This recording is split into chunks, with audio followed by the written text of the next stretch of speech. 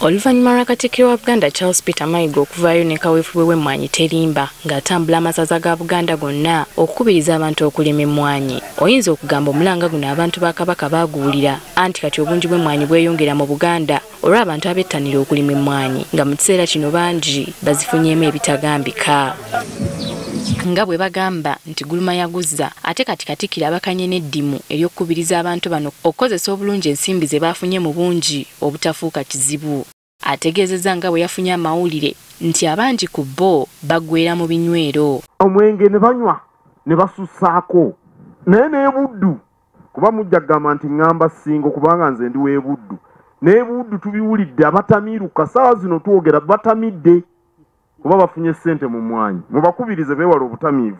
Nti era n'ensimbi zino zireese obutabanguko mu maka nga bangi gadobokanye. Waliyo abafunye ssente mu mmwanyi bwe baddeeko abakyala basambe tibakyabeeguya. Nti kati waliwo n'abazadde abaaganye abaana okugenda ku ssomero nga babasibye mu mmwanyi. Temujja baana mu ssomero kubalimisa mu nnimiro. Musasule abantu musasule abapakasi kuba kati ssente weeziri. Wano wasinzidde n'akubiriza abaami b'amasaza okutambuza enjiri y'okkozesa ssente ennungi mu bantu ba Ssaabasajja. Mukubirize abantu ba Kabaka bayikuume mu bulamu, mukubirize abantu ba Kabaka bakole nnyo beeyimirizeewo, ate mukubirize abantu ba Kabaka basoosowaze ebyenjigiriza nga bafunye ku ssente. Era bano bakwasiddwa pikipiki zibayambeko mu mirimu gy'abeene mu magombolola gaabwe. Kulaakulanya oba bw'okyusa embeera ez'omuntu owa bulijjo asookerwako eno waggulu bijja kuba byangu.